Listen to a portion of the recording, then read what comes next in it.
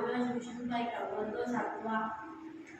आपण आज स्वदेशी वस्तूंचा वापर करण्याचा संकल्प करूया. स्वदेशी वस्तू म्हणजे केवळ उत्पन्न नाही, तर ते आपल्या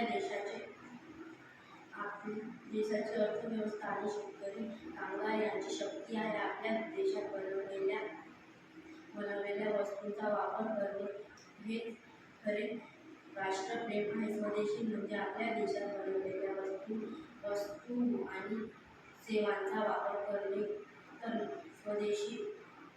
स्वदेशीचे फायदे आपल्याला अशा प्रकारे आपल्या देशाचा पैसा देशातच राहतो, आत्मनिर्भरता प्राप्त होते. शेतकरी नागरिकांचा त्यांना त्यांच्या योग्य कष्टाचे फळ मिळते.